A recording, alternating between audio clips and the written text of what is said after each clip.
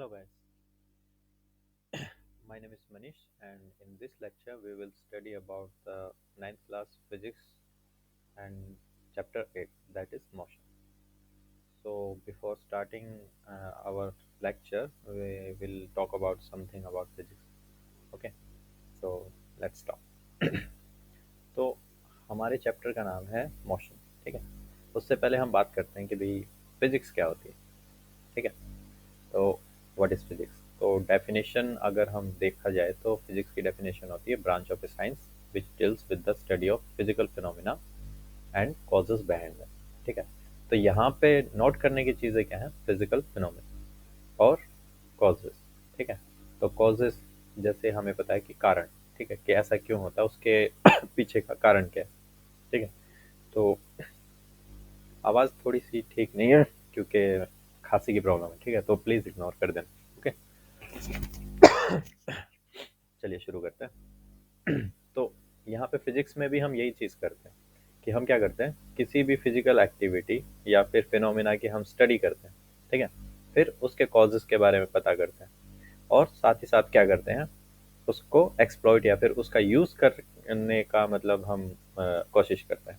ठीक है, जैसे हम एग्जांपल लेके चलते हैं कि भी हमने किसकी खोज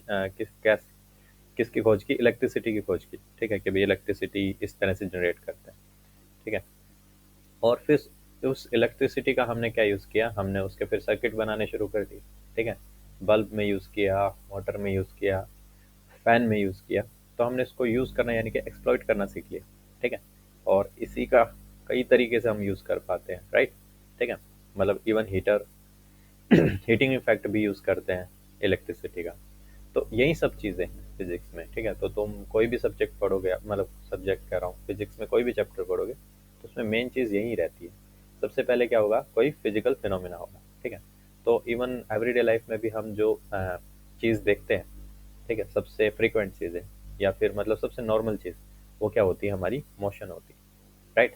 जैसे बर्ड्स फ्लाई करते हैं, फिश स्विम करती है, ब्लड फ्लो करता है. तो ये सारी चीज़ें क्या हैं, ये मोशन में है, ये चीज़ें मोशन में है, राइट. तो किसी भी ऑब्जेक्ट की दो ही स्टेट्स होती हैं. ठीक है, तो स्टेट्स तुम्हें पता होना चाहिए कि भी स्टेट्स कितनी होती हैं, दो होती हैं. पहली कौन सी होती है, रेस्ट, और दूसरी क्या होती है, मोशन. समझ रहे हैं? ठीक है, तो इस चैप्टर में जो कि जिसका नाम मोशन है उसमें हम इसी के बारे में पढ़ेंगे.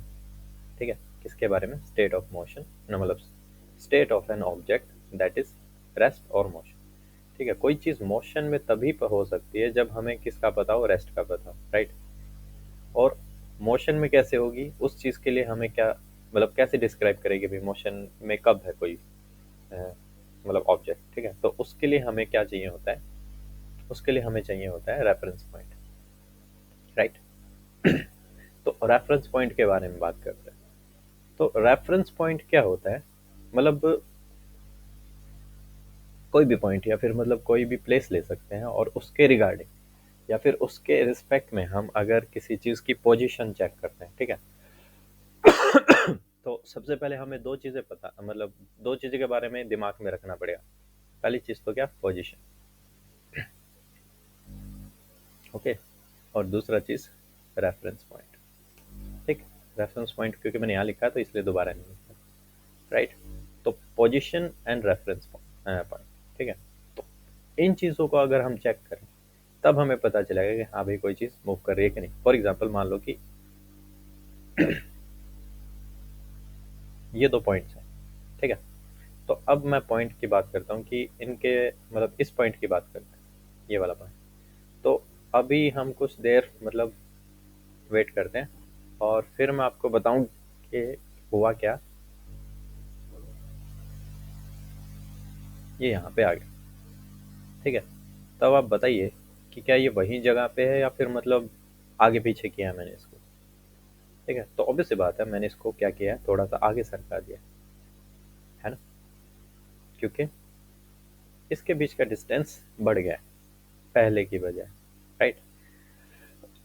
तो अब आपको कैसे पता चला कि भाई ये चीज़ें मूव की, आपको इसकी वजह से पता चला. ठीक है, तो ये हमारा क्या हो गया, रेफरेंस पॉइंट हो गया एक तरह.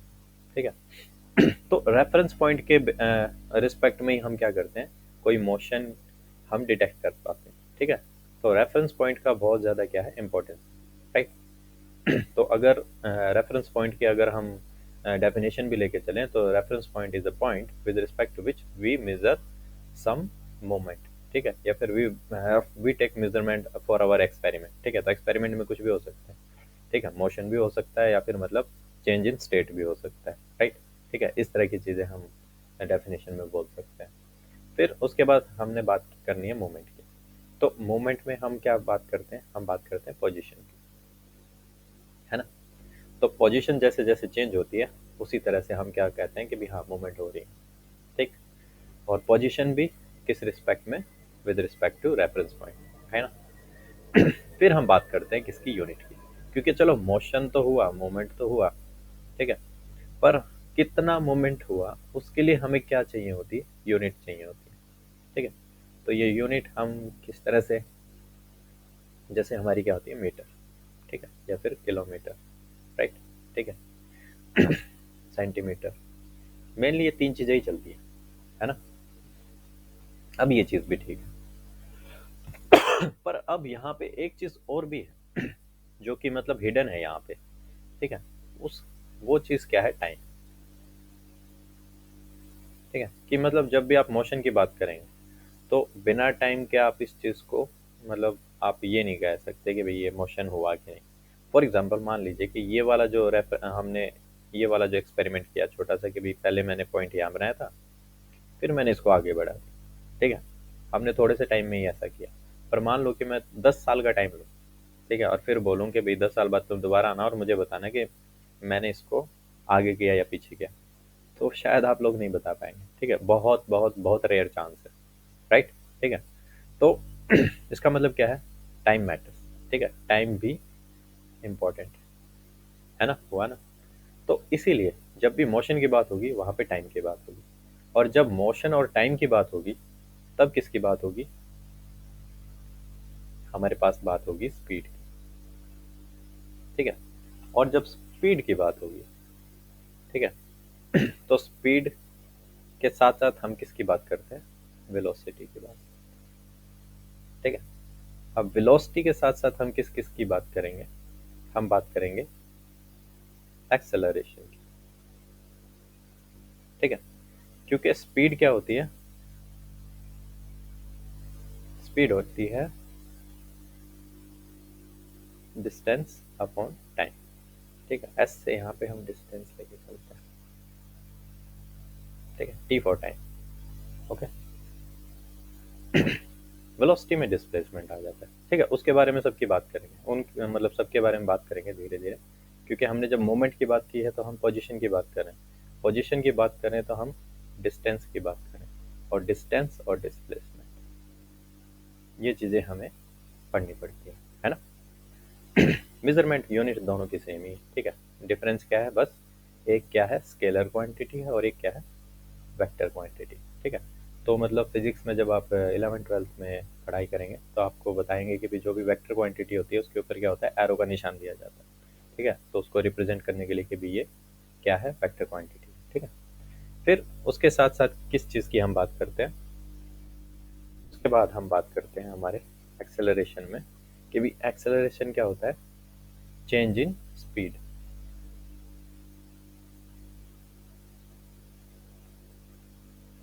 ठीक है, change in speed in given time,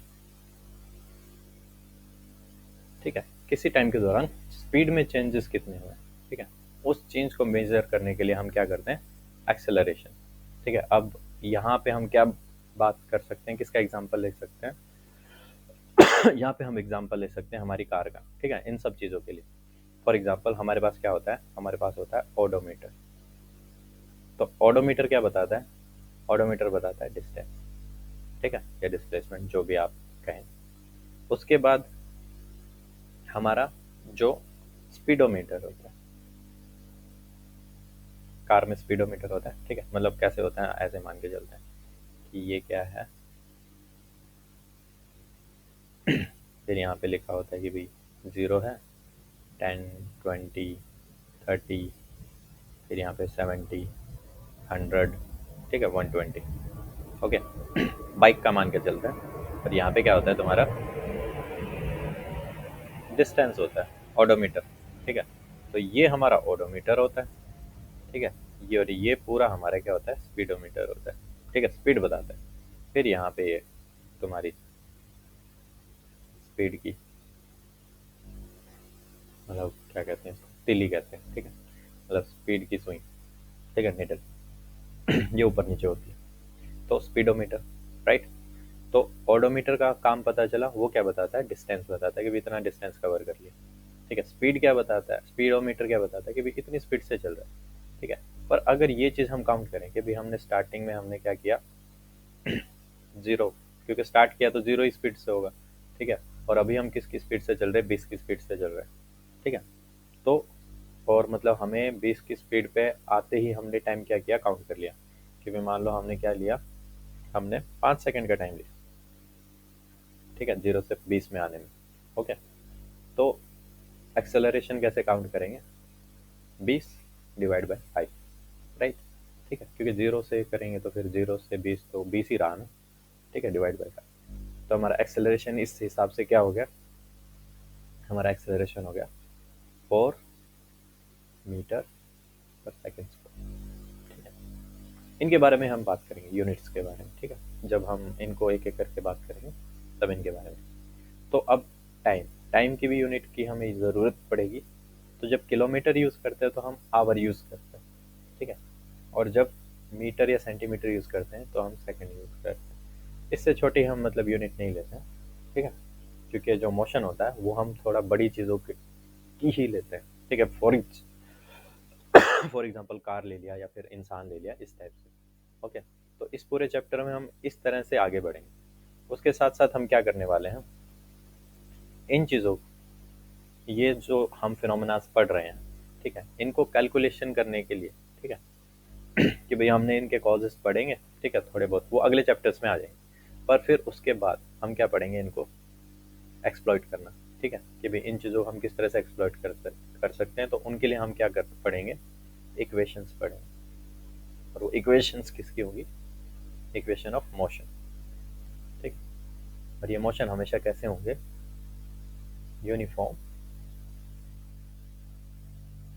accelerated. ये चीज़ ध्यान रखना। ठीक है, ये ध्यान रखने की चीज़ है कि भाई ये सारे मोशंस की इक्वेशन कैसे होंगी, यूनिफॉर्म एक्सेलरेटेड होगी, नॉन यूनिफॉर्म नहीं होगा।